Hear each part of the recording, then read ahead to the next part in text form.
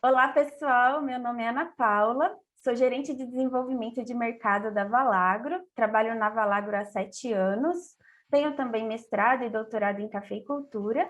Sejam muito bem-vindos ao nosso webinar. O tema é Impactos da Seca na Produção de Café. Essa será uma grande oportunidade para a gente discutir esse tema que afeta tanto a produção dos nossos cafezais, né? Eu vou apresentar o nosso professor convidado, né, que vai discutir com a gente esse tema tão importante. O professor José Laércio Favarin, engenheiro agrônomo pela Exalc, pela Escola Superior de Agricultura Luiz de Queiroz, tem mestrado em fitotecnia, tem doutorado em solos e nutrição de plantas também pela Exalc, e atualmente é professor do Departamento de Produção Vegetal da Exalc. Professor, muito obrigada por aceitar nosso convite. É uma honra ter o senhor participando dessa discussão. Bem-vindo.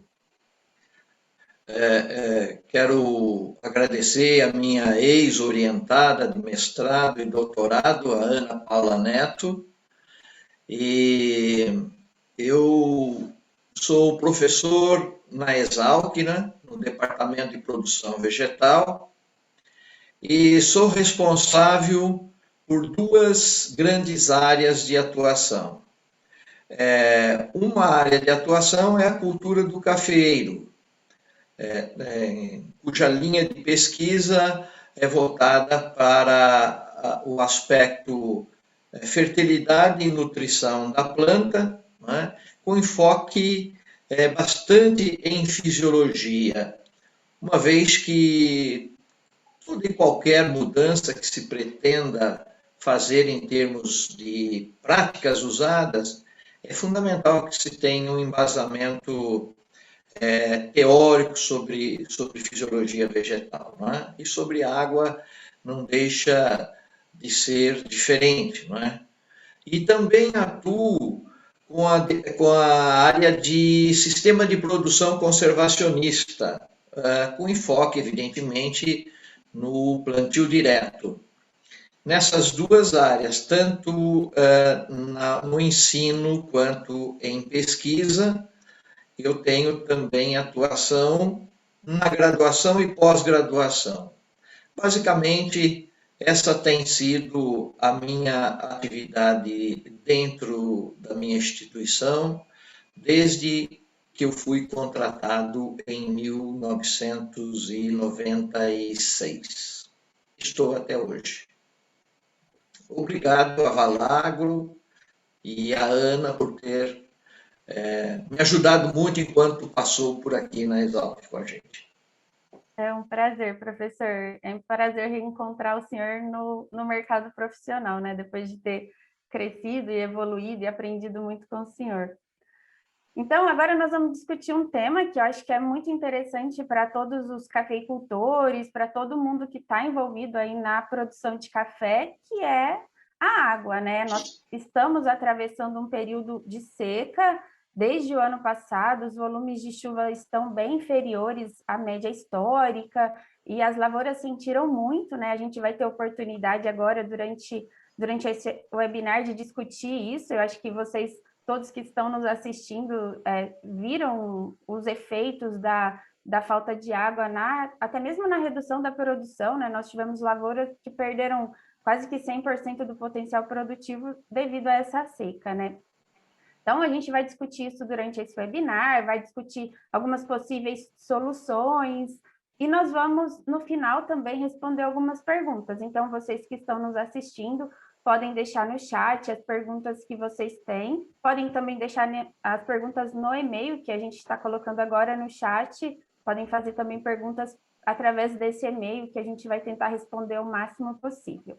Tá bom? Então, eu vou passar a palavra para o professor Favarin, ele vai fazer uma apresentação, mostrar toda a pesquisa, tudo que ele tem trabalhado relacionado a isso, né? A todo esse sistema de produção. E depois, no final, nós voltamos com as perguntas, tá bom? Professor, a palavra é sua, pode ficar à vontade. Ok. mais uma vez, muito obrigado. Bom, como a colega Ana disse, a água já vamos dizer assim, recorrente, não é?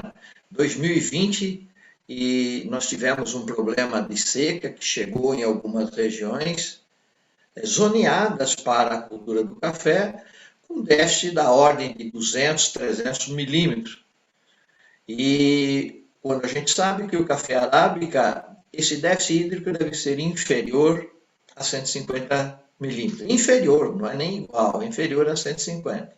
Portanto, e esse ano, pelo que eu andei vendo as informações, já estamos aproximando de déficit em torno já de 50 a 100 milímetros.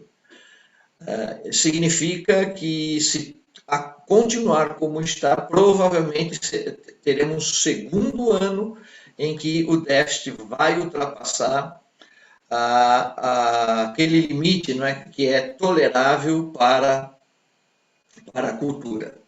Bom, os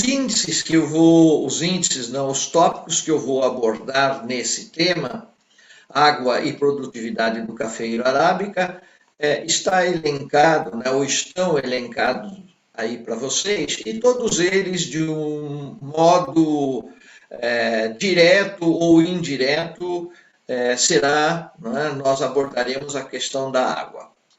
Muito bem.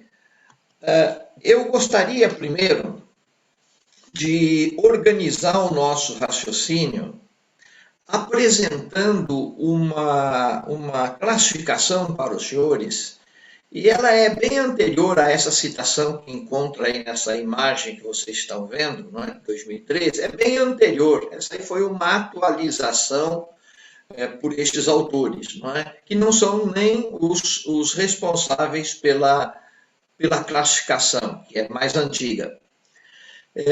Por que é importante a gente entender essa classificação? Porque ajuda a organizar o nosso raciocínio no sentido de como profissionais, tanto da área de pesquisa quanto da área prática, de aplicação dos resultados da pesquisa, facilita muito onde que nós, profissionais, agrônomos, extensionistas ou da pesquisa, devemos atuar. Veja que esta classificação ordenou, né, em 3 grandes grupos os fatores relacionados com a produtividade agrícola. Fatores determinantes. Como o próprio nome diz, determinantes são aqueles que determinam a produtividade ou o potencial de produção. Se esses fatores não forem atendidos, não é possível se ter uma produção agrícola econômica, rentável e, eu diria até que, na questão ambiental, um problema, porque você está fazendo uso de recursos naturais de um modo ineficiente. Não é? Muito bem, quais são esses fatores? Temperatura do ar, radiação, fotoperíodo, duração do período luminoso, o cultivar que você utiliza, né? Eu estou tirando a espécie, já indo para o cultivar, no caso do cafeiro, e população de planta. Veja que eu vou falar o mais simples aqui. Se você tiver uma planta por hectare, porque produtividade é a produção por unidade diária, você tem uma massa de café que você vai produzir no final. Mas se tiver 100, e se tiver 1000 plantas, veja que você aumenta. Isso é consequência do quê?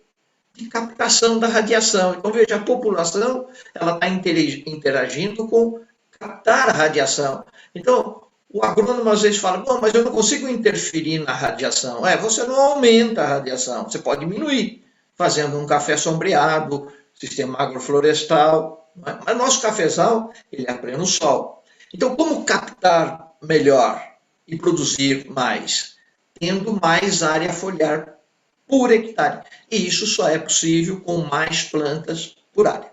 Tudo bem, não é o nosso foco. Mas vejam que esse aspecto é manejo de planta. Então tem tudo a ver com nós fitotecnistas. Um outro grande grupo de fatores são os fatores limitantes. Veja, o primeiro determinam, o segundo pode limitar aquele potencial que uma determinada região tem para produzir. E quais são esses fatores limitantes? Água e nutrientes. Bom, nutrientes não é o foco da nossa reunião. E água?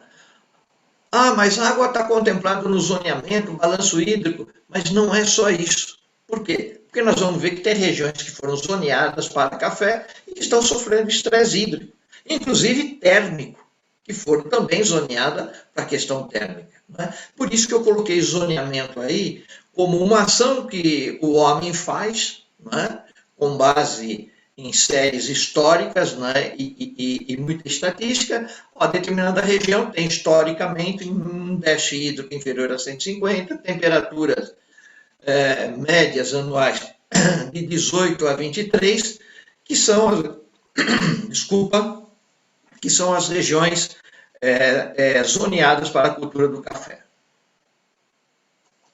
Então, os dois, grupo determinante e limitante, é que vão dizer se nós vamos ser bons ou não os produtores de café. E como que o agrônomo tem que escolher práticas que possam explorar ao máximo os fatores determinantes e limitar ou reduzir ao mínimo a ação dos limitantes. E os redutores? Os redutores são as pragas, doenças e plantas daninhas ou espontâneas. Eles não aumentam a produtividade. Então, por que nós fazemos o controle? Para evitar que eles reduzam o potencial que você tinha. Ou que a queda, porque é impossível você eliminar uma perda por esses fatores, é que essa perda seja a menor possível. Colocado isso, vamos então agora focar basicamente na água, não é? Que é o motivo da reunião. Vejam aqui que a questão do zoneamento, ela foca o fator térmico, que tem a ver com o fator determinante, e foca o fator hídrico, que tem a ver com o fator limitante, ou seja, aqueles responsáveis pela produtividade. O fato de uma região, e essa aqui é o estado de Minas Gerais, né? A região apta é essa desse mostarda mais escuro. Então, o fato de você ter plantado numa região que, pelo zoneamento, como eu disse, com base nessas séries históricas e por meio de estatística, acredita-se que essas regiões terão, né, uma grande probabilidade de ter temperaturas dentro dessa faixa e déficit hídrico inferior a 150. Muito bem, só que o ano passado isso não aconteceu. Nós tivemos déficit hídrico que chegou a 300. Não é? Essa imagem ao lado, vocês podem ver isso. Isso aí é uma imagem de setembro. Agora vejam que esse ano o aspecto hídrico está se repetindo. E mais, combinado com o fator térmico, temperaturas baixas. Ué, mas não teria que ser uma região de 18 a 23 na média anual? Na média anual. Mas veja que a temperatura mínima está sendo limitante para o café em determinados pontos.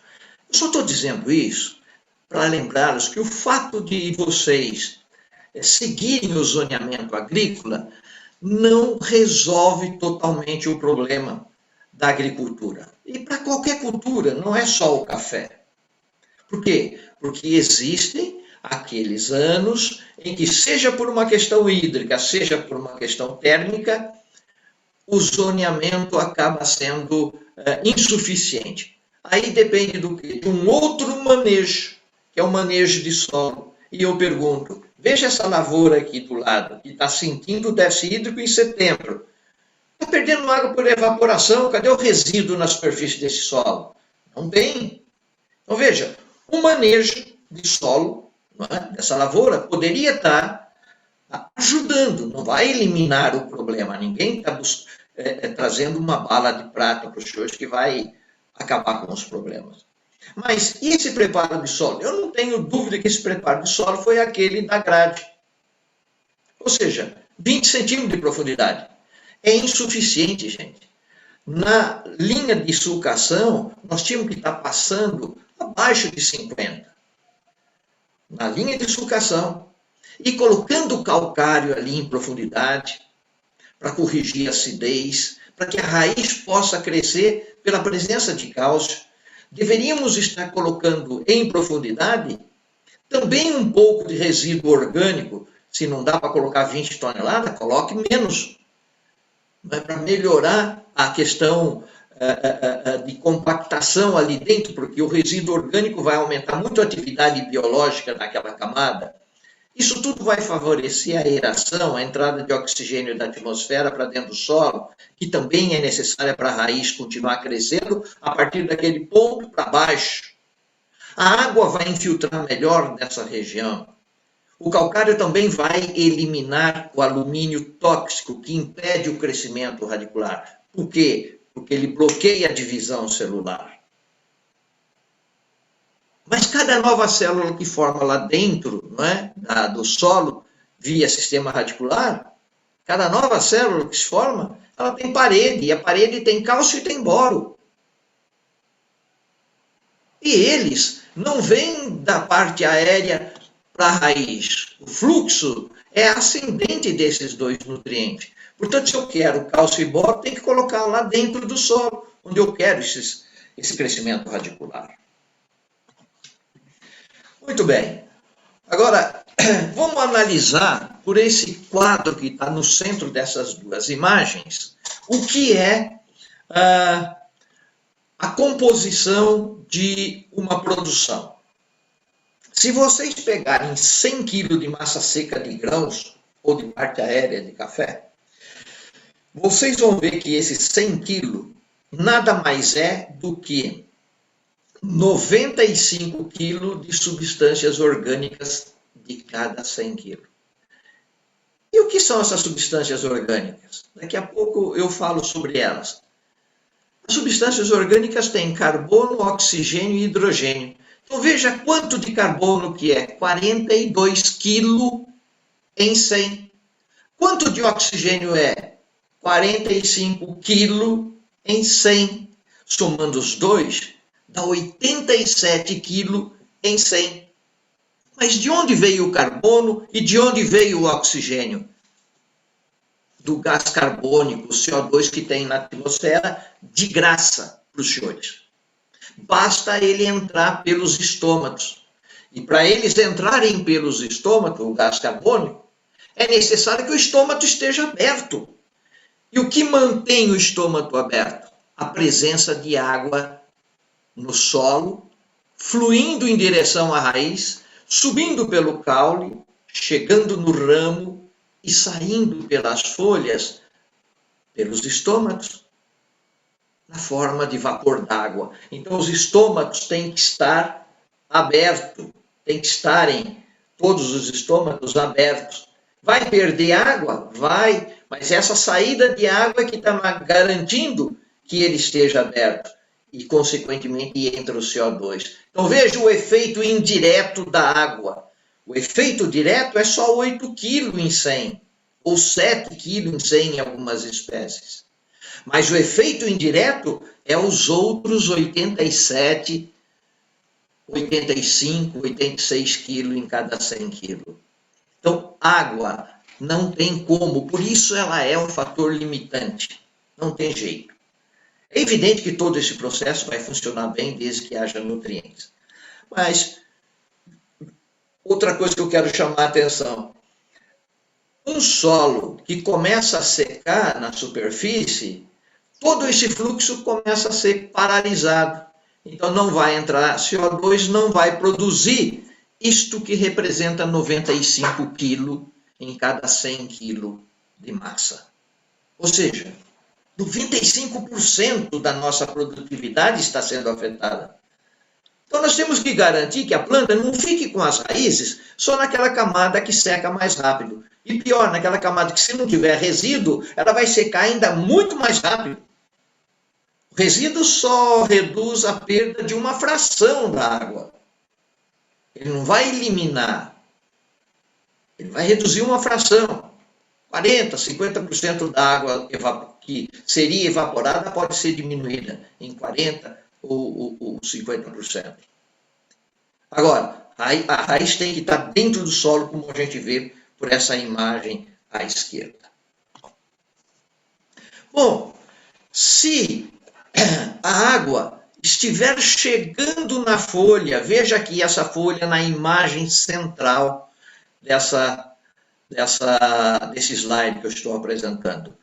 Uma gota de água líquida ali, não é? Chegando via raízes e entrando pelo pecíolo da folha. Ela já entrou na raiz, passou pelo caule, ramo e pelo pecíolo da folha ela entrou na folha. Chega na folha, por que ela passa a vapor? Por que ela não sai líquida na forma líquida? Porque a folha está quente. Ela está recebendo a radiação solar, ela esquenta. Então, ao chegar essa água e havendo energia disponível na folha, essa energia transforma água líquida em água a vapor. Então, além de ajudar ao sair a água a vapor a entrada do CO2, está também resfriando a folha, o que é muito importante, esse resfriamento, para reduzir perda por fotorrespiração. Mas veja, a saída dessas bolinhas que vocês estão vendo na imagem, que é a água, agora na forma de vapor, é que, se ela ocorre, então entra CO2. Por quê? Porque só sai água a vapor se o estômago estiver aberto. Para isso ele tem que estar túrgido. Se a folha não estiver túrgida, fecha. Aí não perde água, mas também não entra matéria-prima, CO2, para fazer esse tijolinho que vocês estão vendo embaixo, CHO, que é o quê? É o carbono, oxigênio e hidrogênio que nós vimos na imagem anterior, que é responsável por 95 kg de massa em cada 100 kg. Claro que esse é o primeiro tijolinho. A partir dele, outros processos vão acontecer dentro da planta para chegar em toda aquela massa. Mas é o começo de tudo. Se nós errarmos no começo, não teremos tijolo suficiente para fazer a construção planta ou a construção frutos e grãos que serão ensacados depois. Não tem que ter a unidade. Isso, como vocês estão vendo, tem tudo a ver com água, CO2. Bom? E aí vocês veem imagens de cafezais sendo conduzido à esquerda, vê o café sentindo, né, a temperatura, amarelado, olha o solo exposto. Não faz mais sentido essa cafeicultura no trópico, né? Porque a cafeicultura só vai bem no trópico, evidentemente, mas numa região quente, dessa maneira. Olha à direita, outra possibilidade que existe. E aí você pensa, analise e chegue você à sua conclusão do que é melhor em termos de cafeicultura.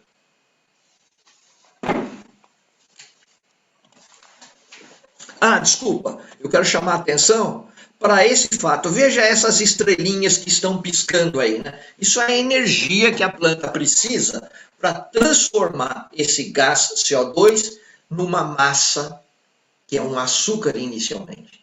Cheio de energia, rico em energia. Então, alguém tem que ceder essa energia para esse CO2 que não tem energia. Ele é descarregado energeticamente, mas ele vai produzir uma substância rica energeticamente. Então, de quem que ele vai receber? Dessas duas substâncias que estão piscando aí para os senhores. Agora, como que elas são produzidas? Olha aqui. Essas duas substâncias, vocês vão ver daqui a pouco o processo finalizado. Olha lá.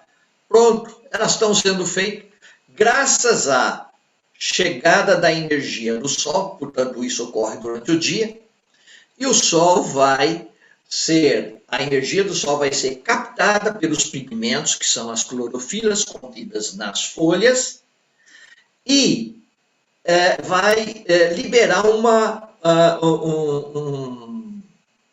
substância, vai liberar parte dessa energia na forma de elétron, que serão captadas por essas substâncias, ou por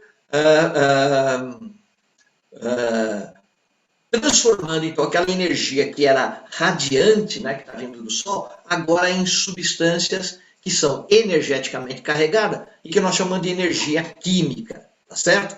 Mas se o cloroplasto continuar perdendo esses elétrons, ele vai se oxidando, ele vai enferrujar, como acontece com o ferro, por exemplo, exposto à umidade e à temperatura. E aí a estrutura do prédio cai, porque enferrujou a estrutura, ou a ponte cai. Então, alguém precisa repor aquele elétron, no caso da planta. Quem que repõe esse elétron que foi sendo perdido graças à energia que chegou do Sol? Ele ficou mais carregado energeticamente e saltou e foi captado por essas substâncias. É a água, veja a esquerda de vocês, é a água que vai ceder esse elétron e reconstituir o sistema de tal maneira que a planta não comece a amarecer. Por quê? Porque se não tiver água, ela só vai perdendo, e a clorofila vai sendo destruída e vai perdendo a cor verde e amarelecendo, como nós vimos agora há pouco naquela imagem. E olha, pouca água fica na planta, é 2%. E o resto, então? A planta, para fazer 1 quilo de massa seca, ela transpira 1000 litros. Ora, isso significa que 980 litros, não é? Passa pela planta, é só 2% desses 1000. Tá?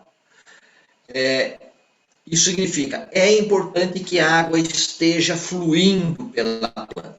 Fluindo.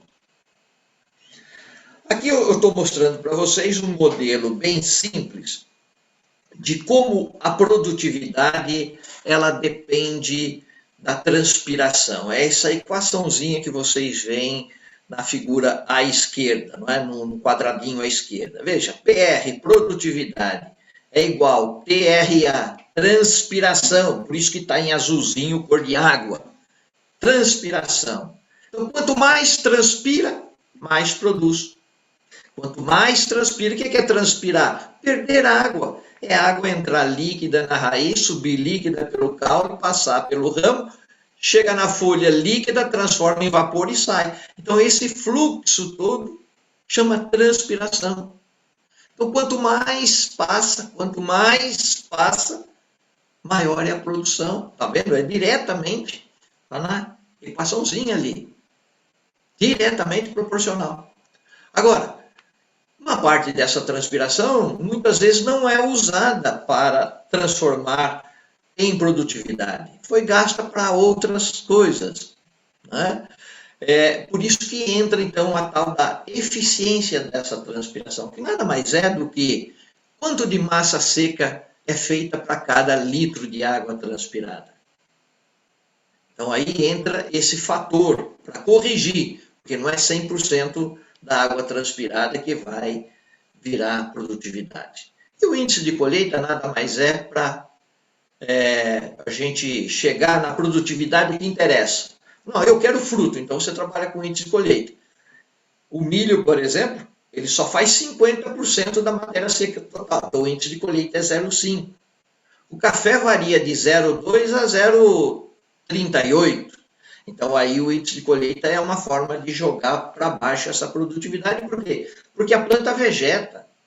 Então, ela também faz vegetação. Por isso que o índice de colheita de uma planta perene não é nos níveis de uma planta anual, né, que só faz o fruto e a vegetação foi naquele ano, depois ela para.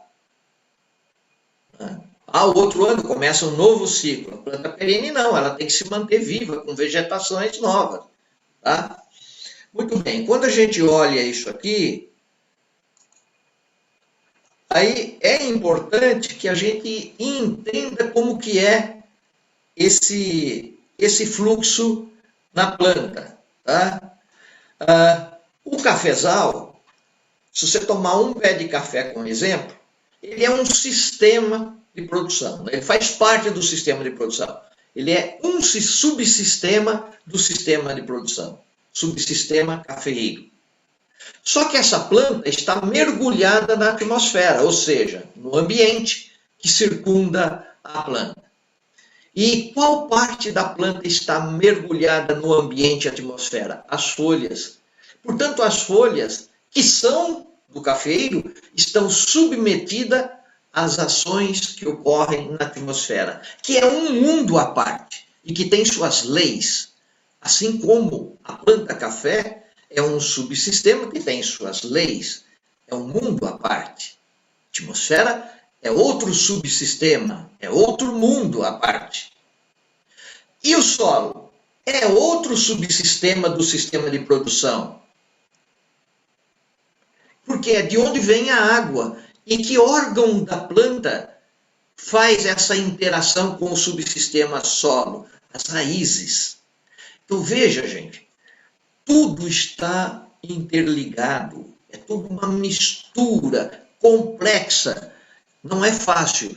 Nós vamos tentar simplificar ao máximo e dizer para vocês o seguinte. Olha, quanto mais negativo, pensando na água só, quanto mais negativo for, é o lugar para onde a água quer ir. Então veja que aqui na atmosfera eu coloquei um número, entre parênteses, que está lá, menos 20 a menos 200. Está aí a fórmula. Quem quiser calcular a fórmula, basta aplicar a umidade relativa e a temperatura aqui, transformando em temperatura em graus Kelvin, que é somar 273, e você calcula isso, é fácil. Tá? Então pode variar conforme a umidade relativa e a temperatura em cada momento do dia, mas ela vai de menos 20 a menos 200. E quanto mais negativo é para onde a água quer ir, por quê? Porque é o menor estado de energia. Tudo na natureza é na direção do menor estado de energia. Então vamos ver na folha, que é o órgão da planta, subsistema planta, que está em contato com a atmosfera. Na folha é menos 0,5 a no máximo menos 2. Quando chegar a menos 2,5, a planta já está quase morrendo. Então vejam, é pouco negativo na folha. Se é muito mais negativo lá na atmosfera, a folha vai perder água. É natural essa saída. É natural. Agora, enquanto a planta estiver recebendo via caule, a água que está vindo da raiz e que veio do solo, ela deixa essa água sair. Agora vamos ver no solo. No solo, essa água varia, né, em termos negativos, de menos 0,01, que seria a capacidade de campo, a menos 1,5, ponto de murcha permanente. Quer dizer, pouco negativo em relação à folha. Então a água quer ir lá para a folha? Claro que quer. Mas a água pode ir para a folha, pode ir para a atmosfera, saindo diretamente do solo? Pode, isso chama evaporação, porque ali ela também fica mais negativa. Então ela sai diretamente do solo. Por isso temos que bloquear a perda de água da superfície do solo para a atmosfera. Colocando o quê? Resíduo. Vai impedir? Não. Mas vai reduzir essa perda. Tá. E na raiz, quanto que é? Para a gente ver se a água sai do solo e vai para a raiz. Na raiz é menos 0,4 a menos 1,6. Lembra que eu disse que a água vai sempre do número pequeno negativo para um número maior negativo. Quanto maior for o número negativo, menor é o estado de energia. Então veja que a água fica com menos energia na raiz em relação a ficar no solo. Então é natural que ela, da rizosfera, entre na raiz. E a água, a uma certa distância depois da rizosfera, vem até a rizosfera. E da rizosfera passa para a raiz. E a água mais distante vem até aquele lugar que secou e dali para a rizosfera. Ou seja, começa a formar um fluxo de água no solo. Só que esse fluxo de água no solo, ele caminha bem em direção à raiz, enquanto o solo está úmido. E à medida que o solo começa a secar, cai bastante esse fluxo. O solo praticamente começa a não conseguir transferir água, transmitir água, porque está secando. É uma exponencial, cai assim, ó. Capacidade de campo está aqui, é alta a transferência. Começa a secar para cá, cai. Chega a quase zero. Então quem vai limitar tudo vai ser a água no solo. É a água no solo que vai limitar tudo. Por isso que eu bato tanto na questão do resíduo, que é evitar uma porta de saída de evaporação direta do solo para a atmosfera. E como vai secar de cima para baixo o solo, com resíduo ou sem resíduo, que essas raízes também vá para o subsolo onde é mais úmido. Por quê? Porque lá esse fluxo vai continuar existindo. Por quê? Continua úmido, o subsolo é úmido, e, portanto, é alto o fluxo de transferência da água lá do subsolo, por mais distante que esteja da raiz, ele caminha com velocidade de centímetros por dia. 5, 2, 10 centímetros por dia. E à medida que vai secando, pode cair para 2, para 1, para 0,0 qualquer coisa centímetro por dia. Então, gente, é muito importante que a gente se preocupe com essa questão. E tem a ver também, não é? Tudo isso tem a ver com a água disponível do solo. Então vamos ver a água disponível do solo. Olha aqui, a água disponível do solo é função da profundidade das raízes. E sempre que eu falo profundidade, eu falo subsolo. Por quê? Porque eu estou considerando tudo aquilo que é abaixo de 30 centímetros de profundidade, eu estou chamando de subsolo. Mas pode ser um subsolo de 30 a 50, pode ser um subsolo de 30 a 1 metro, pode ser um subsolo de 30 a 2 metros, de 30 a 3 metros. E os primeiros 30 é solo, é a camada superficial onde seca rápido. Então vejam que a água disponível, ela é uma função de superfície. Quanto mais superfície tem, mais atrai a molécula de água, porque a molécula de água tem carga positiva e negativa. Então, a superfície tendo carga do quê? Das partículas do solo, dos minerais de argila do solo, ele atrai molécula de água. Agora, quando a gente olha os óxidos, qual que é a superfície dos óxidos, que tem bastante nos solos tropicais? No máximo 30 metros quadrados de superfície por grama de óxido. Nossos solos são ricos em óxido. Caulinita, de 10 a 30 metros quadrados por grama de caulinita. Nosso solo não é 100% de caulinita. Ele tem uma fração de caulinita. E olha a matéria orgânica, de 700 a 800 metros quadrados por grama de matéria orgânica. Matéria orgânica é transformada, não é esse resíduo vegetal grosseiro, é aquilo que virou substâncias úmicas, vamos assim dizer. Tá? Então, a capacidade de reter água, ou essa água disponível, é função da combinação de óxido, caulinita e matéria orgânica do solo. Ora, como nós estamos no ambiente tropical, os teores de matéria orgânica não são elevados nos nossos solos, são baixos, 2%, 3%, solo arenoso tem menos ainda. Quando a gente tem 3%, 3,5% de matéria orgânica, erga a mão para o céu. Né? Então, predomina óxidos, caulinita e um pouco de matéria orgânica. Então, como que eu aumento essa capacidade desse solo? Não tem outro jeito, porque eu não consigo alterar a composição desse solo com os minerais, o mesmo aumentar o teor de matéria orgânica, o que é muito difícil. Como que eu vou fazer? Aumentando, ou seja, criando condições durante o preparo do solo para implantar a lavoura do café, para que as raízes cresçam em profundidade, é exemplo dessa figura abaixo. Né? Veja quantas raízes tem em profundidade. Isso foi a quase 2 metros de profundidade. Então, se a raiz explorar 50 centímetros, a planta tem, usando um valor médio dos solos tropicais, aí, que é em torno de 1 milímetro por centímetro, ou 1 litro de água por metro quadrado por centímetro, 1 litro por metro quadrado vezes 10 mil metros quadrados dá 10 mil litros por centímetro. Se explorar 50 centímetros, 500 mil litros de água. E assim por diante. E se a raiz tiver até 150? 1 milhão e 500 mil litros de água. E se a raiz chegar a 3 metros, 300 centímetros? 3 milhões de litros de água. Mas isso não é estático. À medida que a planta vai absorvendo, vem uma chuva depois, repõe esse reservatório, a planta absorve, repõe. O problema é quando fica tempo sem ocorrer a chuva, em que o reservatório vai esgotando. Se a raiz estiver só ocupando 50 centímetros, vai acabar logo. Ou seja, pouco tempo sem chuva e a planta já começa a sentir estresse.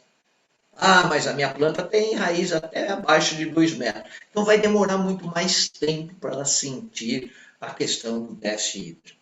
Entenderam? Aqui, gente, eu estou mostrando para vocês duas situações na mesma propriedade desse senhor que vocês veem na margem à esquerda, e eu aí como referência, né, bem mais jovem, evidentemente, mas há algum tempo já isso, né? Aliás, bastante tempo. E uma lavoura em que o cafezal foi conduzido onde já se plantava culturas anuais. Há muito tempo se cultivava culturas anuais. Implantou o cafezal. Só que no mesmo dia, na mesma propriedade, na mesma área, arrancou-se cerca. E era uma área de pastagem, uma propriedade de tamanho médio, e ampliou o plantio de café entrando na área de pastagem. Que estava lá 10, 15 anos de pastagem. Vejam a diferença do café plantado no mesmo dia, mesmo cultivar, em cima de uma área que já era agricultada, portanto a fertilidade era ótima, numa área de pastagem que não era cultivada há muito tempo, mas cuja fertilidade foi corrigida. Então, o que diferencia essas duas áreas? Uma tinha muitas raízes dentro do solo que era resultante da braquiária do pasto. E quando ela foi dessecada, e foi preparado e instalou o cafezal, aquelas raízes, ao morrerem, ligou a atmosfera até profundidade. Melhorou a aeração. E o oxigênio é fundamental para a respiração da raiz e ela fazer novos tijolinhos, ou seja, novas células e continuar crescendo. E, portanto, essas raízes que permitiam a aeração desse ambiente, permitiu esse café mandar raiz e acessar água no subsolo, coisa que na área agricultável, por causa de compactação, redução de poros, não era possível. Então, a raiz mais superficial. Veja a diferença de crescimento. Na imagem à esquerda, na altura do meu joelho, uma planta menos encopada. Olha à direita o tamanho, né? Como ela encorpou mais, abriu mais, e já estava na minha cintura praticamente. Isso é resultado de física de solo. Aí a pessoa fala, mas isso é biologia de solo. Mas é essencialmente física de solo. Física de solo. A química estava boa. Melhorou a física? Olha que excelente. Então nós já sabemos como melhorar fisicamente. É raízes. Não é só passar implementos, não é ferro, que é subsolador. Esses efeitos acabam rápido. Então nós temos que focar na questão raízes, antes de instalar. E depois de instalado, continuar com a criação dessas raízes na entrelinha. Não é? Por meio dessas plantas que fazem muito sistema radicular em relação à parte aérea. Ou tanto quanto raízes, quanto a parte aérea, como são as forrageiras tropicais. Vocês não vão conseguir isso com leguminosa, com tremoço, com todas essas coisas que andam falando por aí. Não é isso que vai melhorar a física de solo. Não é. Ah, mas é raiz pivotante. Não é, mas uma pivotante aqui, outra ali, outra lá. Agora, essas raízes de forrageira tropical é uma raizame que se espalha na área. E a hora que morre é um canalzinho de cima e embaixo. Tá? Então tudo começa a melhorar e a planta agradece. Veja aqui um produtor que, entendendo esses aspectos, o que ele fez? Ele primeiro implantou. Pode ser no consórcio milho braquiária. Tira o milho, deixa a braquiária 1 ano. Depois o que ele faz? Alinha e só passa a roçadora. Onde vai ser o suco? Onde vai ser o suco, ele passa a máquina para corrigir em profundidade, porque na superfície já estava corrigido. Então, só onde foi feito o alinhamento, onde foi feita a roçada, é que ele faz, então, essa correção profunda, com boro, e aí uma insolubilidade gradual, com calcário, o que mais? Então tem que pôr boro, calcário, porque o calcário tem cálcio e também elimina alumínio. Aí você, e se puder pôr material orgânico, aí esterco, ótimo, excelente. Aí eu posso pôr fósforo? Pode. Pode pôr um fósforo de solubilidade gradual. Né? Não precisa pôr uma tonelada de calcário aí dentro. Você não vai incorporar no solo, ele vai ficar localizado. Então é um pouco de calcário que você vai colocar aí dentro. Pode até ser misturado com esterco, tudo isso, e jogado tudo junto. Tá? Então, tudo isso vai criar um ambiente, né, juntamente com uma rocha fosfatada mole, né, um sedimentar fácil de degradar, de liberar o fósforo, as coisas vão acontecer melhor. E aí nós vamos ter o que nós estamos vendo na imagem, um cafezal que vai ser conduzido com essa braquiária que vai sobrar na entrelinha, né? Durante o crescimento da mudinha, aí você mantém roçada alternando linhas, porque para deixar sempre uma braquiária mais alta para funcionar como um quebra-vento. E cada vez que você roça e joga na projeção da copa, você tem que deixar uma margem de 50, 60, 70 centímetros da projeção da copa, livre de braquiária, né? Mas não deixa o solo descoberto, joga o resíduo ali. Por quê? Para evitar a competição por água e nutrientes. E aí você tem uma reserva hídrica aí nesse solo.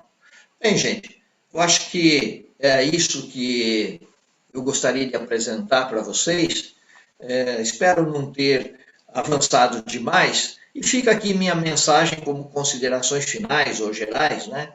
Que cabe ao agrônomo, com base nesses conhecimentos teóricos, indicar as práticas de manejo de planta a fim de maximizar os fatores determinantes. Então, a população de planta, cultivar, e olha, cultivar nós temos desde a década de 50 e 60, que é o mundo novo Catuai, que é extremamente produtivo, e os novos que estão surgindo. E também temos de manejo de solo para minimizar a falta d'água, que é um fator limitante. E o fato de estarmos cultivando café numa área zoneada não é suficiente. E, finalmente, nessa reunião, nós discutimos com vocês os aspectos teórico e prático. Prático, ou seja, mostrando como resolver, com base nessa teoria, a água na produtividade do cafeeiro, e juntamente com algumas opções de manejo de solo para mitigar déficit. Nutriente é importante? É, porque é também um fator limitante. Mas nutriente é uma outra conversa. Nós falamos de água partindo do princípio que a questão de nutrientes no solo e, portanto, a nutrição da planta estava resolvida. Muito obrigado pela atenção. Estou à disposição dos senhores para perguntas ou qualquer outra necessidade que porventura, né, alguém demande. Um abraço a todos e, mais uma vez, muito obrigado a Ana Paula Neto e a Valagro por essa oportunidade de conversar diretamente com os cafeicultores. Eu gosto demais dessa relação. Agradeço. Professor, nós que agradecemos, né, a sua disponibilidade, essa brilhante aula. É muito bom rever todos esses conceitos, né? Eu também sou uma defensora desse preparo em profundidade, dessa construção do perfil do solo, né? Aprendi muito com o senhor e tento aplicar isso em toda a minha carreira também, né? Em toda a minha vida profissional. Então, agradeço muito a sua colocação, acho que clareou, a gente já tem diversas perguntas aqui, acho que foi muito para abrir nossa mente, né, para discutir esse assunto que é tão importante para nós. Então, a gente pode continuar, pessoal, mandando perguntas aí no chat, a gente vai tentar responder algumas no final. Eu vou fazer uma apresentação da Valagro, da empresa, né? A Valagro também é uma empresa que trabalha, que traz soluções para a nossa cafeicultura. Então, eu vou apresentar aqui um pouco do nosso trabalho da Valagro e, ao final, rapidamente, a gente vai trazer as perguntas para discutir e finalizar a nossa apresentação. Então, falando um pouquinho da Valagro, né, das nossas soluções para café, para cafeicultura, nós temos várias soluções linkadas também ao manejo de água. Então, eu vou apresentar algumas soluções. Falar um pouquinho primeiro da Valagro, né? A Valagro é uma empresa que nasceu na Itália na década de 80, então temos aí já 40 anos de trabalhos, né? Trabalhando com extratos, trabalhando com matérias-primas naturais, sempre desenvolvendo soluções o mais sustentáveis possíveis, né, para aumentar tanto a produção quanto a qualidade da produção agrícola mundial, né? Trabalhamos aí com mais de 5 famílias de produtos, temos famílias aí de bioestimulantes, biocontrole, micronutrientes e fertirrigantes.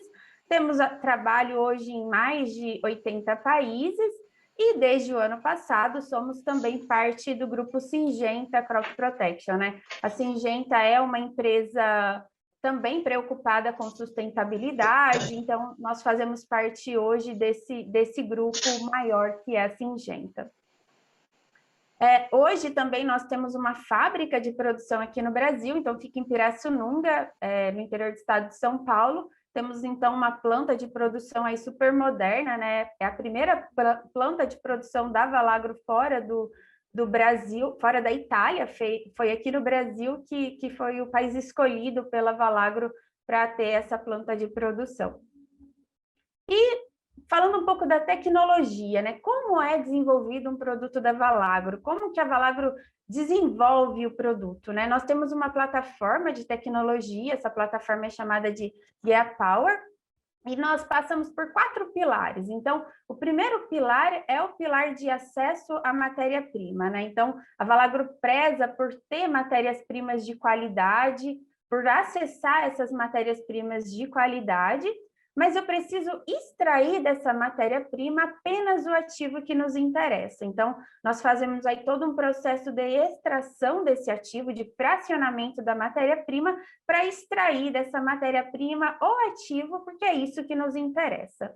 Depois nós combinamos esses ativos e formulamos os produtos e, posteriormente, fazemos análises de laboratório para entender como que o produto atua na planta, né? Então, esse trabalho de conhecer o produto fisiologicamente, como ele atua dentro da planta, na fisiologia, né? Nós fazemos análises genômicas, análises fenômicas e também diversas análises de campo para entender como os produtos funcionam.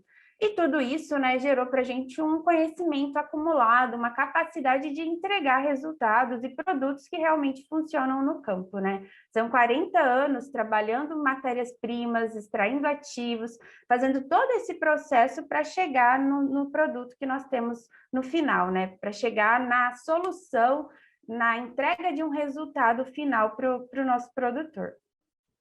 Então, dentro do nosso portfólio para café, nós temos 3 produtos relacionados à água. Então, é esses que eu quero discutir com vocês agora rapidamente, né? Nós temos o Viva, é um produto já bem consolidado na empresa, bem focado em desenvolvimento do sistema radicular, que nós vimos na apresentação do professor, é tão importante, né? Então, ajuda tanto nessa questão de água, eu preciso fazer raiz, nós somos defensores da formação do sistema radicular, e é um produto que auxilia nesse processo. Nós temos o Megafol, que é um produto foliar para a superação de estresse, diversos tipos de estresse, e nós temos um lançamento, né, desse ano, em março de 2021, nós lançamos o Talete. O Talete é um produto focado no aumento da produtividade de água. Então, eu vou discutir rapidamente esses 3 produtos. Antes, eu trouxe essa foto apenas para impactar mesmo. Uma foto da seca, né? Como o professor também mostrou foto de setembro do ano passado, eu avancei um pouco mais para outubro, que ainda não tinha chovido, a seca do ano passado foi extremamente severa, e nós tivemos essa situação, né? Uma lavoura que praticamente, que nós achávamos que até poderia morrer, né? De tanto que sentiu o estresse, aquela falta de água. E, posteriormente, após as chuvas, né, as chuvas vieram tarde no ano passado, a mesma área, né, nós temos uma planta que se recuperou pós-chuva. É claro que toda a produção perdeu-se, então essa lavoura ela não produziu nada nessa safra, né, então na safra que acabou de ser finalizada ela não produziu nada, mas ela não se perdeu, ela conseguiu manter viva os ramos, né, e se recuperou graças à água, né? Então, a água é, sim, um fator extremamente importante, e claro que todos os manejos são fundamentais, né? Então, tivemos aí todo um cuidado com adubação, com a questão de fornecimento de matéria orgânica, e nessa área também foi utilizado o Viva, o Megafol, outras estratégias para ajudar a planta na recuperação. Então, não desistimos da lavoura, investimos na lavoura e tivemos esse resultado, né? O produtor teve esse resultado. Então, uma das estratégias, né, que nós temos para ajudar a planta no desenvolvimento da raiz e na otimização do uso da água é o Viva, né? Então, o Viva é um produto que trabalha toda a rizosfera, ele trabalha todo o sistema radicular, aquele ambiente da rizosfera, ele é focado não só na raiz, mas também em trabalhar todo o ambiente da rizosfera, né? Consequentemente, ajudando a planta a resistir mais às secas, melhorando produção, melhorando qualidade. Como que ele faz isso, né? O Viva, ele carrega um pool de ingredientes ativos, então são diversos ingredientes, eu vou citar aqui 2 ingredientes, mas ele carrega diversos ingredientes que trabalham pela rizosfera, né? Um deles são polissacarídeos ou substâncias revitalizadoras que trabalham muito como matéria orgânica, como matéria-prima para o desenvolvimento da microbiota de solo. Então, é como se fosse alimento para o desenvolvimento de toda a biologia de solo, né? Todo o micro-organismo de solo.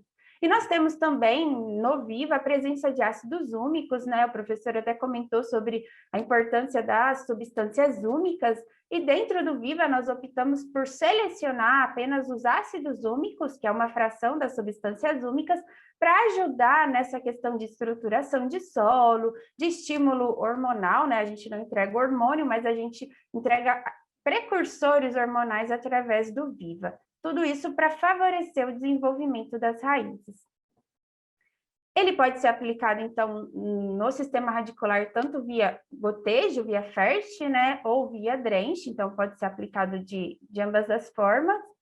E aqui nós temos uma foto com uma área experimental, né? Nós fizemos um lado a lado e o resultado visual é bem interessante, né? Nós vemos aqui na florada uma planta, as plantas à direita com uma capacidade de segurar essa florada bem maior do que a esquerda, né? Por conta da retenção foliar. Então, todo um benefício aí de conseguir realmente produzir, né? Graças a diferença aqui que nós temos é o Viva, o tratamento que nós fizemos. Então, agora falando do Megafol, do outro produto que nós temos também para estresse, né? Primeiro, vamos conversar sobre estresse. Eu acho que todo mundo que passou essa última safra sabe bem o impacto do estresse, né? Ele pode reduzir aí drasticamente a nossa produção. Vocês viram naquela lavoura que o potencial produtivo da lavoura foi praticamente zerado por conta do estresse abiótico, por conta da falta de água.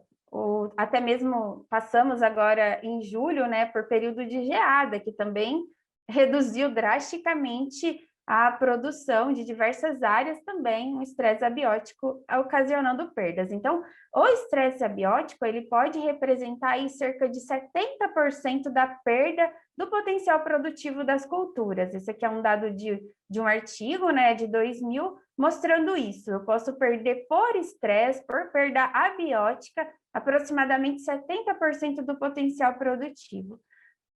As perdas abióticas também são representativas, mas perdem aproximadamente 10% do potencial produtivo, e isso significa que nós produzimos, na média, entre 15% e 20% do potencial produtivo das culturas. Então, nós perdemos muito por estresse. E nós temos, então, o Megafol como uma alternativa para ajudar a planta em superação de estresse. Eu sempre digo, né, a gente não vende milagre, mas a gente vende um auxílio para a planta, né? É um produto que trabalha a planta em situação de estresse e ele ativa o metabolismo da planta em diversas situações de estresse. Isso é até mesmo, né, comprovado por uma análise genômica que nós fazemos em nossos laboratórios, e aqui vocês conseguem ver que diversos genes relacionados a estresse foram superexpressados quando eu usei Megafol. Então, é um produto que trabalha na planta, na situação de estresse, ativando o metabolismo da planta para que ela se recupere daquela situação que ela passou, né? Esse trabalho foi feito comparando plantas que receberam o Megafol com plantas que não receberam. E aqui eu tenho o nível de ativação, de superexpressão desses genes relacionados a estresse, né? Então, eu posso ver aqui que a maioria dos genes que foram superexpressados estavam relacionados a estresse. Então, é um produto bem vocacionado para estresse. E diversos tipos de estresse, né? Então, durante o ciclo, nós passamos aí por diversos tipos de estresse, e em todas essas situações, nós podemos ajudar a planta, né? A planta que sofreu um granizo, por exemplo, ela com certeza perdeu muito do potencial produtivo, mas ela precisa recuperar, ela precisa, eu posso com o Megafol ajudar a reativar esse metabolismo da planta. Da mesma forma com fito, em diversas situações, dando uma sobrevida para a planta no caso da seca, né? Então, aqui um trabalho, por exemplo, em viveiro, quando a gente tira o sombrite, é comum a gente ver essa escaldadura, né? E numa área que nós aplicamos o Megafol, a gente não visualizou a escaldadura comparada à testemunha que ficou sem aplicação, onde a gente consegue visualizar essa escaldadura, né? Então, um produto que ajuda na fisiologia da planta para que ela consiga superar aquele estresse. E o último produto que a gente vai comentar rapidamente é o Talete. O Talete, como eu falei, é um lançamento da empresa, né? Ele trabalha um conceito que é a produção por cada unidade de água adicionada ou cada unidade de água disponível no sistema da planta, né? Então, se eu tenho, como foi esse ano, uma redução na disponibilidade de água e eu consigo ao menos manter a produtividade, eu tenho aí um balanço positivo, né? E em determinadas situações em que eu tenho água disponível, nós conseguimos também aumentar a produção. Então, de qualquer forma, aqui nós temos uma equação positiva com o uso do talete. Então, pode ser usado aí, tanto em condições de disponibilidade de água, quanto em condições de restrição de água, e ele trabalha a planta, né? Ele trabalha na fisiologia da planta, melhorando a produtividade daquela água, melhorando a eficiência de uso da água pela planta. Nós fazemos um trabalho de genômica e de fenômica para entender o modo de ação do produto, né? E nós observamos, aqui bem resumidamente, uma melhor absorção e retenção da água e também uma otimização do uso interno da água, né? Então, diversos genes relacionados à resposta à desidratação, como desidrinas, aquaporinas, foram superexpressados. Nós observamos também aumento da fotossíntese, até mesmo da condutância estomática, né? A gente viu pela fala do professor como é importante manter os estômatos abertos para que eu vou ter nesse momento a perda de água, mas também a entrada do CO2, né? E esse é um produto que consegue otimizar isso, evitar esse fechamento do estômago e mesmo assim conseguir uma melhor produção de água, uma melhoria da fotossíntese, né? Em todo o resultado, a gente teve muito resultado de produção, de crescimento, de massa seca mesmo, de produção de massa e de produtividade das culturas quando recebeu o talete. Aqui um trabalho bem novo, bem fresquinho, que acabou de ser colhido, né? Foi colhido em julho. A gente tem, como é um produto bem novo, a gente tem ainda os trabalhos em café em andamento, né? A gente gosta de 2 safras. Esse trabalho foi feito em São Sebastião do Paraíso, no cultivar Mundo Novo, uma lavoura de 4 anos, e nós tivemos aí incrementos de 2 sacas por hectare com a aplicação de talete. Então, é um investimento aí que se paga, né? E tivemos um resultado bem positivo na produção e no visual da lavoura também, com a aplicação do talete. Bom, nós temos todo um programa, né? Eu apresentei os produtos relacionados à água, mas nós temos toda uma solução nutricional também, diversos micronutrientes, boro, cálcio, e outras soluções também para auxiliar a planta, né? Então, fica aqui só para conhecimento de vocês. É isso, né, que eu tinha para apresentar da Valagro, e agora eu vou abrir para as perguntas. Eu vou ver aqui no chat algumas perguntas, e daí eu vou fazer as perguntas para o professor, vou direcionar as perguntas. Só um minutinho.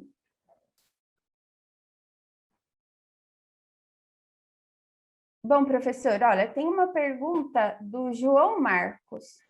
Professor, parabéns pela apresentação.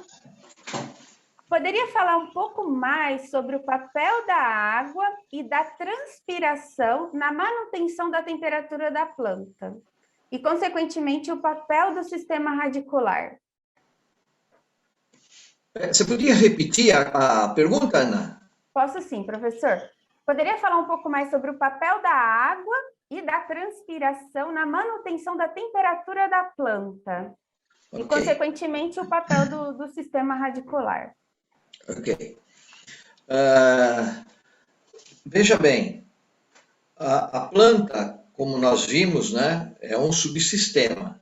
E a folha, o órgão desse subsistema, ele está mergulhado na atmosfera, sofrendo todas aquelas ações físicas ou mecânicas ou biológicas, né, quando é praga, quando é doença, mas uma ação física é a temperatura, que começa chegando aquela energia, evidentemente que começa a aumentar a temperatura foliar. Muito bem, o aumento da temperatura foliar ela causa danos à planta. Então, a planta ela acaba sendo protegida porque não é uma decisão dela, planta, é uma decisão simplesmente, é uma ação física. Como está aumentando a energia, né, que a gente pode até inferir pela temperatura foliar, que em geral é 5 a 10 graus acima da temperatura ambiente, então essa disponibilidade de energia na folha começa a transformar a água líquida, então veja, é a disponibilidade de energia que transforma a água líquida em vapor, consumindo 583 calorias por cada grama de água líquida. Então, veja, 1 grama de água líquida para passar vapor retira da folha 583 calorias. Isso significa, ela vai funcionando como um refrigerador de um carro. E com isso vai mantendo a temperatura foliar dentro de um limite que não seja prejudicial à planta. Às vezes, quando não há essa água, porque a planta até já fechou o estômago para não perder, porque não tem água no solo, não está vindo água daquela camada superficial. Aí a planta fecha, só que a folha continua aquecendo e não tem água suficiente para passar para o estado líquido e com isso refrigerar a folha. Quando essas coisas começam a acontecer, e antes até de fechar o estômago, esse aumento da temperatura afeta a solubilidade dos gases que entram via estômago.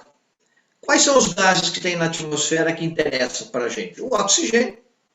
Para nós, para a planta, o oxigênio não é tão importante. Mas como ele tem em grande quantidade na atmosfera, ele tem aí 20%, 21% de oxigênio, enquanto de CO2 tem 0,004%, né? Então é uma quantidade muito pequena de CO2, os dois entram pelos estômagos, só que entra muito CO2, muito O2 também. A solubilidade desses dois gases dissolvido na água ali na folha, ali dentro da folha, onde vão ocorrer as reações químicas e tal, a solubilidade, por causa do aquecimento da folha, reduz a solubilidade dos gases. E pior, reduz mais a solubilidade do CO2, que nós temos interesse para fazer a fotossíntese, que é a matéria-prima, do que do O2. O O2 reduz, mas reduz menos. De tal maneira que chega uma hora, a relação de concentração de gases dissolvido na água dentro da folha, por causa do aumento demais da temperatura, a relação CO2-O2 diminui muito. A hora que diminui muito, o que acontece?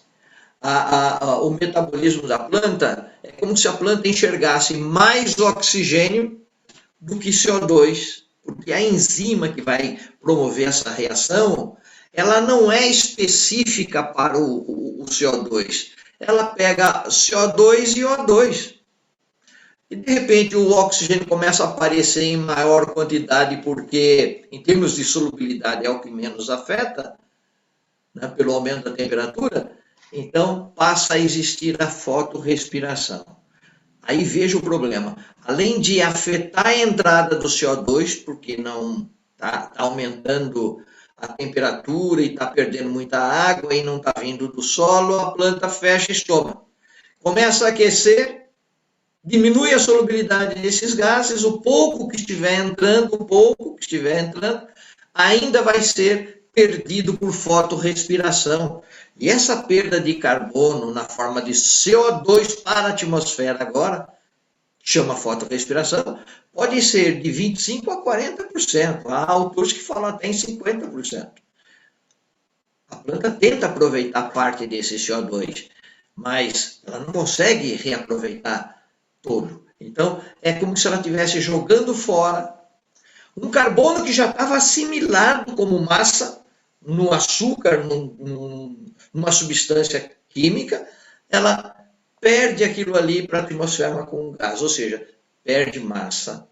Né? Então, isso não é bom. Agora, com relação à água, e as raízes que você perguntou, bom, nós temos o efeito da temperatura direta no sistema radicular, que é um efeito direto, que destrói, que mata, não é? E a temperatura nas primeiros 10, 15 centímetros ali pode chegar até 50 graus. Vocês já mediram bem na superfície, chega a 50, 60.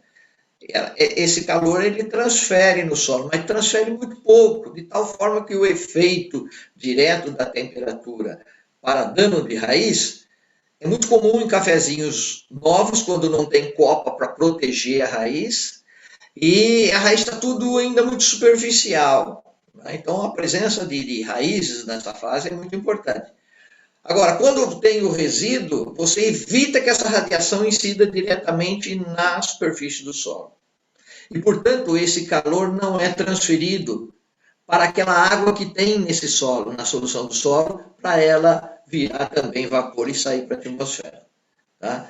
E outra coisa, raízes em profundidade, embora exista em menor quantidade, elas são muito eficientes na absorção de água e, se porventura existir nutrientes em profundidade, ela é muito eficiente. Por uma razão simples, essa água está sempre um pouco sais, porque quase não há nutrientes lá embaixo. Então é quase que água pura, entre aspas, né? Quase que uma água pura, ou seja, com um número negativo muito pequenininho, próximo de zero. Ou seja, ela não quer ficar naquele estado, ela quer ficar no lugar que fique mais negativo. E se chegar a raiz lá, dentro da raiz é sempre mais negativo, então ela vai passar para dentro da raiz. Agora, mas chega uma hora que começa a secar perto da raiz. Mas a condução da água de um ponto para o outro em direção da raiz é muito alto essa condução, porque é úmido lá. Lembra que eu falei que é assim, ó. Então tá aqui. Condução, 10 centímetros por dia no solo, na capacidade de campo. À medida que vai diminuindo a capacidade de campo vindo para cá, cai exponencialmente. Então, lá embaixo está sempre com um teor de água mais alto e, portanto, sempre com uma condução, uma transferência, uma transmissão de água dentro do solo em direção da raiz. Isso chama fluxo de massa, né? Que não para praticamente, ele dura mais tempo. Então, é só benefícios quase, né? Eu não sei se eu respondi, mas se não ficou claro. Não, não, respondeu sim, professor. Acho que foi bem claro aí essa importância, né? O senhor aprofundou bastante no assunto. Tem uma outra pergunta aqui que até fala também sobre o sistema radicular, do Joaquim Matos. O que ocorre com o sistema radicular do cafeiro nesse período de estresse hídrico? Também ocorre redução no desenvolvimento e crescimento das raízes? Sim. Veja bem, vamos imaginar uma coisa para crescer, não é? Em termos de planta. A unidade estrutural de crescimento, existe uma unidade. A unidade estrutural da casa é um tijolo. Se eu colocar mais um tijolo, eu vou aumentando a altura da casa. Mais um, a casa vai crescendo. Então, primeira coisa que a planta faz quando ela quer crescer raiz ou parte aérea é fazer mais unidades, que no caso da planta não é um tijolo físico, mas é uma célula. Agora, como que a planta faz célula? Ela não tem uma fabriquinha de fazer célula, como tem uma fabriquinha de fazer tijolo, com forma tal. Como que a planta faz isso?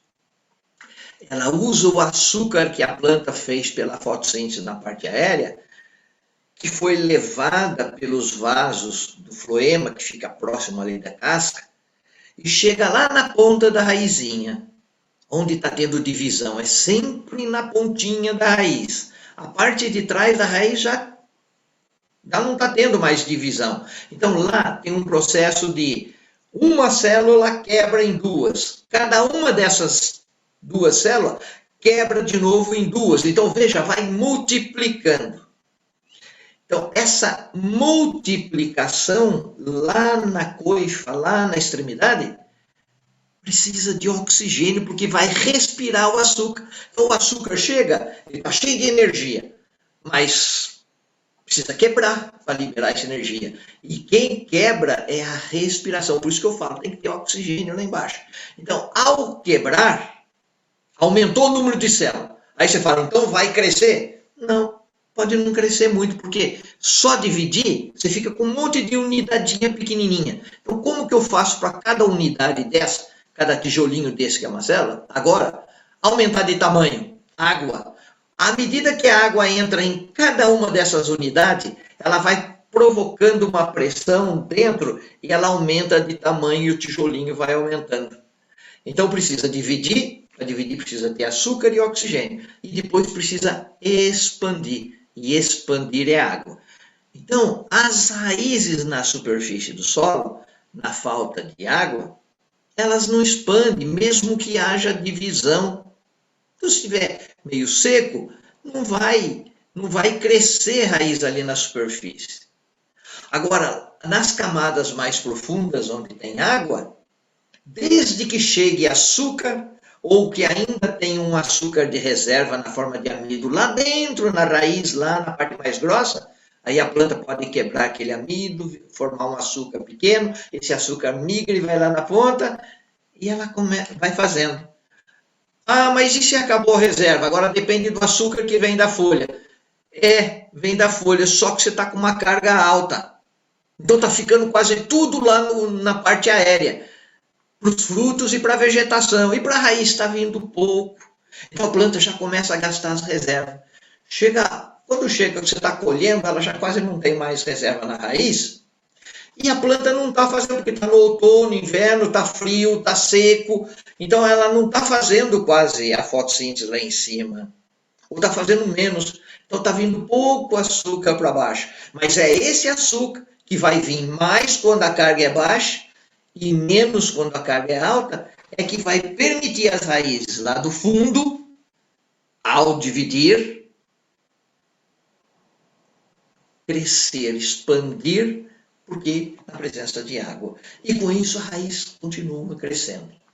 Então, é por isso que a gente engana e acha assim que a raiz cresce em direção à água. Não, é que ela só expande onde tem água, por isso dá a impressão que ela está procurando água. Mas e se ela divide no seco? Ela não cresce. Ela fica parada. Aí você fala, não, mas tá vendo? E agora? Não procura água? Não é que ela não procura, é que não tem água para expandir. Então, Essas duas coisas, guarde essas duas coisas. Dividir, a planta sabe fazer. Basta ter oxigênio. Nós é que temos que criar um ambiente para oxigênio. E expandir, basta ter água. Criamos ambiente para que a planta esteja com as raízes em ambiente úmido, ou em profundidade, ou com uma capa de resíduo para tentar segurar a água mais tempo no solo. Não, não fiz nada disso. Então, meu amigo, a gente está fazendo algumas coisas que precisam ser repensadas para explorarmos melhor todo esse recurso que está aí. Bem interessante, professor. O senhor falou dois assuntos super interessantes. A questão de estruturação de solo, né, de porosidade, de permitir o fluxo de oxigênio também, né? Precisa de água, mas também precisa de oxigênio. E a questão de fonte-dreno, né? Eu sempre tenho aí o café, é uma planta que, enquanto está com carga, o dreno forte é a carga, né? Ele se mata para produzir, ele perde o ramo para encher aquele grão no ramo, né? Então, dois assuntos bem interessantes. Na carga, ele sempre prioriza a carga, né? O enchimento daquela carga. Legal. Tem uma pergunta para mim, professor, enquanto o senhor toma uma água, é da Janaína Freitas. Ana Paula, temos no mercado diversos condicionadores de solo e às vezes é difícil diferenciar entre eles a melhor opção. Eles podem ser aplicados com defensivos? Tem incompatibilidade? Então, Janaína, a gente tem mesmo diversos condicionadores de solo, né? E é interessante destacar que o Viva, né, que é o nosso condicionador, ele é um conjunto de ingredientes, né? Ele não é um ingrediente, como a gente vê às vezes no mercado. Então, ele tem vários ingredientes que vão trabalhar pela rizosfera. Ele trabalha o sistema radicular, mas todo o ambiente da rizosfera, né? E outro ponto a se considerar é que ele tem ácidos úmicos, né? Ele não carrega ácidos fúvicos, ele não carrega uminas, que poderia encher esse condicionador, mas não dá tanta efetividade na ação. Então, é uma forma da gente diferenciar dos outros que temos no mercado, né? E podem, sim, ser aplicados com defensivos, né? O Viva é aplicado aí na aplicação com inseticida de solo, sem nenhuma incompatibilidade, tá bom? Professor, a gente tem bastante pergunta, mas eu vou fazer só mais uma, né? Pelo tempo, a gente já avançou um pouquinho no tempo. Do Antônio Nogueira, qual o período de seca que é mais crítico para o café? Seca no pós-florada, que seria no chumbinho, na granação, no enchimento, aquela seca de janeiro, ou no período de diferenciação, que seria em março? Ele colocou essas opções. O que o senhor acha aí que é o período mais crítico para ter uma seca? Se eu pudesse escolher, qual que seria? Se eu pudesse evitar, né, qual que seria? Na sua opinião. É difícil, né? Que pergunta difícil, viu? Eu, sinceramente, vamos ver se eu consigo. Então, escolher um período de seca, olha... Qual que é a fase que o senhor acha que é mais crítica? A flor, a gente sabe, né, que ela é o princípio de tudo, né? Se ela abortar antes de fertilizar, o problema que eu vejo com relação à flor, Ana, é que, como mais de 90%, esse artigo já foi publicado no século passado, né, pelo IAC, está lá na Bragância, naqueles artigos, você acha esse artigo. Da fertilização,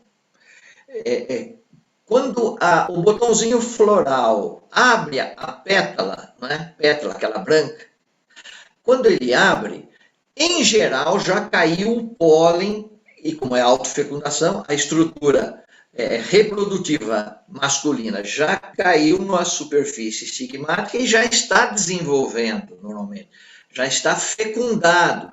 Pode estar até fertilizado, eu não me lembro da questão fertilizado, mas fecundado, sim. Agora, se abre e está com um estresse hídrico, aquela estruturinha, imagine, se só polinizar. Essa estruturinha, que é branquinha, né, ela é muito tenra, se estiver num ambiente com umidade relativa muito baixa, sem água no solo e, portanto, nessas estruturas, ela vai sofrer muito por desidratação e poderá afetar a continuidade do crescimento da germinação do tubo polínico para chegar até a base do ovário e depositar os óvulos. Agora, só precisamos checar se quando abre ela já fertilizou ou só fecundou. Fecundou é só depositar o pólen, não é? Aí vai ter que germinar, crescer e fertilizar. Vai ter um delta tempo aí. Então, é difícil. Se ela fechada já polinizou e vamos dizer que tenha fertilizado, então o risco é menor. O café vai jogar em torno de 50% das flores fora, ele vai jogar. Não é? Se acaso... E como a sépala fechada, ela protege essa perda de água dessa estrutura reprodutiva. Eu vejo isso no café uma vantagem, porque tem planta que abre para depois cair o pólen, como é no milho, por exemplo, cai o cabelinho, o pólen lá da estrutura lá em cima, né, do pendão, no cabelinho do milho. Agora o cabelinho pode estar sendo desidratado, o pólen que caiu de lá, ao cair aqui, o veio de uma outra planta, cair no cabelinho. Se o cabelo desidratar, porque a temperatura está muito alta, não vai fecundar lá dentro da espiga, porque o pólen daí no cabelinho é um pólen por cabelinho, vai entrar dentro do cabelinho para ir lá na espiga e fertilizar. Né? Então, ele é muito sensível a essas plantas, porque é tudo feito aberto na atmosfera. O café tem essa vantagem de estar fechado, e as pétalas, né, que são aquelas parte branca, não é, protegendo a estrutura reprodutiva. Eu acho que isso é uma vantagem. Agora, não dá para saber quando que isso é bom ou é ruim. Tá? Não sei, não existe nenhum estudo. Então, eu vou ficar assim, com esse aspecto, com essa morfologia da flor, e acreditar que isso não seria um problema num primeiro momento. Né? Mas não dá para descartar totalmente que o estresse hídrico não seria. Por favor, eu só estou inferindo pela morfologia da flor. Agora, vamos imaginar, logo que a flor caiu, né? Então, daí o segundo dia já está fertilizado, o terceiro dia a flor vai cair. Aí já está fertilizado, está tudo resolvido. Agora, o problema é que o chumbinho fica 45, 60 dias sem crescer. Pode cair chumbinho? Pode. Mas veja, durante 45, 60 dias, ele não cresce. Ele não cresce. Então, ele também é muito mais, na minha opinião, tolerante a uma situação de estresse.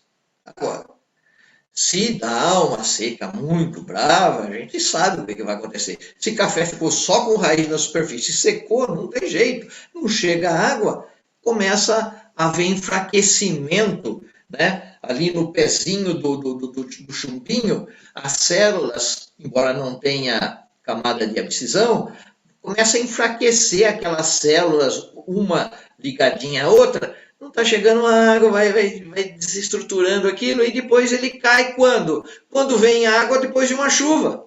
Faz uma pressãozinha, plec, ou um vento, ou uma batida, plec, cai o chumbinho. Né? Tanto é que a gente vê bastante pós-chuva. Quando dá uma pós-chuva, você fala, olha quanto caiu. Por quê? Porque já tinha causado esse estresse no chumbinho. Né? Então, olha, é duro. Se aqui tem uma certa proteção e depois já no chumbinho não tem. E lá na granação? Meu Deus do céu, lá na granação, né, expansão e granação é aumentar o tamanho e depois depositar a massa, que também começa na expansão. Mas, sinceramente, eu tenho dificuldade em responder essa pergunta. Não. Sincero, eu não estou conseguindo dizer aqui é pior do que aqui. Não, é uma pergunta realmente difícil. No milho, como o senhor falou, né, no milho a gente sabe que o florescimento é a fase mais sensível ao déficit hídrico, né? Se faltou chuva, basicamente acabou. Mas é como o senhor disse, né? Depende também muito de manejo, como é uma cultura perene, eu vou depender muito do sistema radicular, que dependendo da situação pode suprir dar uma sobrevida à planta, né? Então, eu também estou pensando aqui, realmente, a gente teve em 2014 uma seca extremamente severa em janeiro, que ocasionou bastante perdas também. A do ano passado já foi de até outubro, né? Ela se estendeu, a seca veio do período seco comum e se estendeu até outubro e foi muito severa também, né? Então, acho que todas essas situações, elas impactam de maneira diferente, mas elas são extremamente impactantes para a lavoura. Sim, sim. E o café ainda tem uma vantagem que ele tem mais do que uma florada. É uma forma de dar para o produtor uma melhorada, embora ele possa significar num ano bom que você tenha, se você teve 3 floradas no ano normal de chuva, né? Você não tem uma única florada. E aí tem aqueles inconvenientes de você ter que processar direitinho para preservar a qualidade, porque você está trabalhando com materiais com idades diferentes, né? O fruto. Mas, por outro lado, é uma vantagem quando você tem problema, né? Uma florada pega um dano, você vem uma outra, você dá uma compensada. A verdade é o seguinte, nós temos que manejar planta e solo para minimizar esses problemas que mais cedo, mais tarde vão ocorrer. Por isso que todos os erros do agrônomo, nós como técnico, como professores e pesquisadores, é totalmente escondido, ninguém vê nada quando chove bem. Você pode ter um solo que não está muito fértil, você pode ter um monte de coisa, mas choveu bem, você vai produzir bem. Agora, o problema é quando você não tem aquela distribuição normal de chuva, não precisa ser não ter esses déficits acentuados, não, pode ser déficits menores, né? A água mostra o erro profissional nosso, infelizmente. É isso mesmo, é um assunto bem relevante aí para nós, né? É. Professor, nós temos mais perguntas, mas a gente não consegue mais por conta do tempo, né? Então, quero agradecer de novo a oportunidade de trocar ideias e de aprender com o senhor. Com certeza, todos nós aprendemos bastante hoje. Quero agradecer, então, a sua disposição, a sua disponibilidade, né? Pessoal, nós temos um site da Valagro, nós temos aí o e-mail também para vocês mandarem perguntas, caso queiram, né? Podem mandar perguntas nesse e-mail que está no chat. Temos um aplicativo chamado eHub também, que vocês conseguem visualizar bastante informações sobre o nosso portfólio, e também no Facebook, as redes sociais da Valagro. Então, fiquem à vontade. Essa apresentação, né, essa live está disponível, vai ficar disponível também aqui pelo Notícias Agrícolas, então vocês podem mandar para outras pessoas e assistir de novo, reaprender aí todo o conteúdo. Obrigada, professor. Isso, é um prazer sempre poder colaborar, e ainda mais com pessoas simpáticas como você, Ana. Você foi uma orientada que nunca me deu trabalho, muito pelo contrário, foi muito produtiva, né? Aprendi também muito com você. Aliás, a gente aprende sempre, né? Então, muito obrigado a Valagro, e também a presença, né, os que nos acompanharam nessa reunião e que nos fizeram perguntas. Veja, foi feita pergunta aí que eu fiquei, não dá, não consigo responder. E isso é natural, ninguém sabe tudo, né?